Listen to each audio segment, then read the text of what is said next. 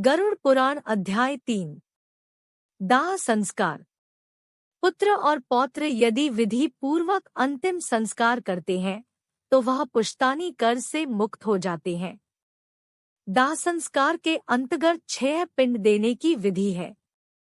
पहला पिंड मुख स्थान पर, दूसरा पिंड द्वार पर, तीसरा पिंड चौराहे पर, चौथा पिंड विश्राम स्थान पर, पांचवा पिंड चिता पर, छठा पिंड अस्थि संचयन के समय। शमशान घाट से आधा रास्ता पर रुककर लाश को स्वच्छ स्थान पर नहलाकर चारों दिशाओं में पूजा करनी चाहिए। तब इसे शमशान भूमि पर सर उत्तर दिशा में करके लेटाना चाहिए। जलने वाली जगह को साफ करके गोबर का लेप करें। इस स्थान पर पहले कोई लाश न जली हो।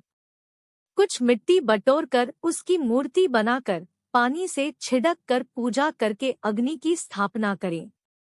अग्नि की पूजा रंगदार चावलों से करते हुए अग्नि शक्ति को संबोधित करे। लोमान, इस संसार से यह प्राणी चला गया है, इस आत्मा को स्वर्ग प्रदान करें। इसके बाद चिता का निर्माण करे। लाश को उस पर रखें मृतक के हाथों में और चिता पर लाई के दाने रखें। इस प्रकार मृतक को 5 लाई के दाने मिलने से वह घर वालों को परेशान नहीं करता। शमशान भूमि में शूद्रों द्वारा पहुंचाई गई वस्तुओं से वहां किया गया संपूर्ण कर्म निष्फल हो जाता है। किसी कारणवश उपर्युक्त पिंड न दिए जाने पर शव राक्षसों के भक्षण योग्य हो जाता है। दाह कार्य में चंडाल के घर की अग्नि, चिता की अग्नि और पापी के घर की अग्नि का प्रयोग नहीं करना चाहिए। जब चिता में शव का आधा शरीर जल जाए, उसकी खोपड़ी को किसी लकड़ी के डंडे से भंग करके ताकि वह पितरों की दुनिया में चला जाए, तिल मिश्रित घी अर्पित करे। पुत्र को इस समय भावुक होकर रोना चाहिए ताकि वह सदा प्रसन्न रहे। जब चिता जलकर समाप्त हो जाए तो पहले स्त्रियों को, बाद में पुत्रों को नहाकर नीम वृक्ष का एक एक पत्ता खाना चाहिए।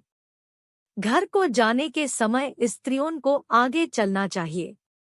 दोबारा घर में स्नान करने के बाद पुत्र को पहले गौ को खाना देकर पत्ते की प्लेट पर स्वयं खाना चाहिए, किंतु खाना पहले से ही बना नहीं होना चाहिए। मृत्यु वाली स्थान को गोबर से साफ करके एक दीपक, जिसका मुख दक्षिण की तरफ रहे, 12 दिन तक उस स्थान पर जलता रहना चाहिए। अग्निदाह पंचक में नहीं करना चाहिए। जो प्राणी पंचक में प्राण त्यागता है उसकी मुक्ति नहीं होती। दाह संस्कार भी नहीं करना चाहिए, वरना घर में एक और मृत्यु हो सकती है।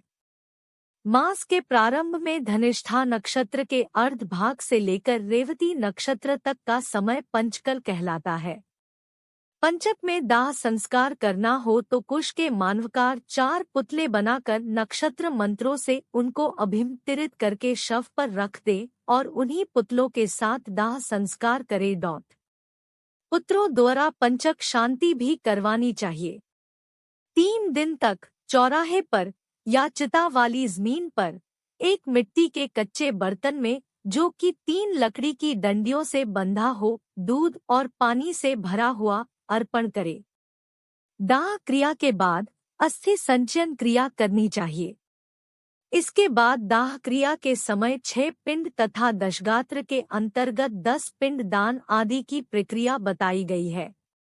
चौथे दिन अस्थि संचयन करनी चाहिए। यदि कोई रुकावट न हो तो दूसरे अथवा तीसरे दिन भी कर सकते हैं।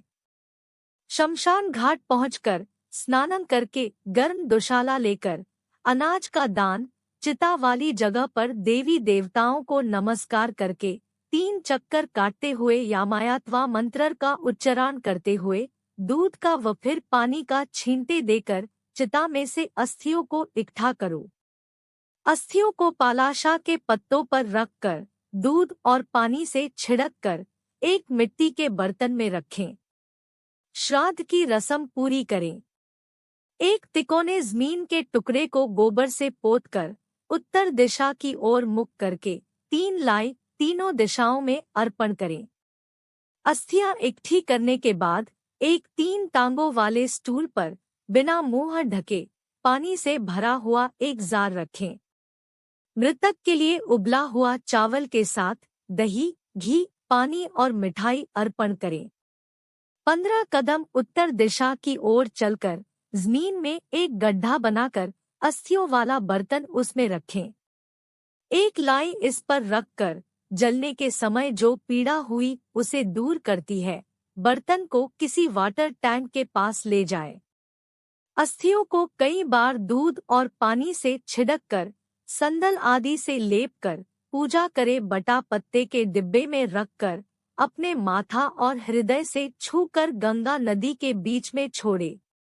जिनकी अस्थियां पानी में 10 दिन के अंदर डूब जाती है, वह आत्मा ब्रह्मा लोक से वापस नहीं आती। जितनी देर तक अस्थियां तैरती रहती हैं, वह स्वर्ग लोक में रहता है। अस्थियां विसर्जन के बाद 10 दिन चलने वाली रस्में शुरू होती है। अकस्मात मृत्यु कार्यक्रम की सूची। किसी अज्ञात जगह पर होने से और शरीर न मिलने पर जिस दिन यह खबर मिले, दरभा घास की प्रतिमा बनाकर उसको जलाएं। इसकी राख इकट्ठी करके गंगा नदी में विसर्जन करें। उस दिन से 10 दिन की रस्में पूरी करें। यदि महिला बच्चा होने से पहले मर जाए तो बच्चे को पेट से निकालकर जमीन पर रख दे और केवल महिला को चिता दे।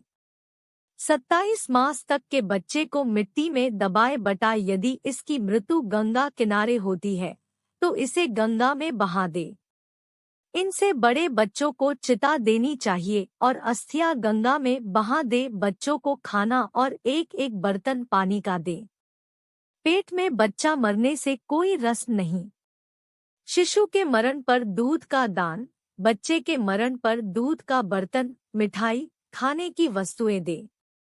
मलिन षोडशी के बाद मध्यम षोडशी श्राद्ध विष्णु और 5 देव श्राद्ध एकादश को किए जाते हैं।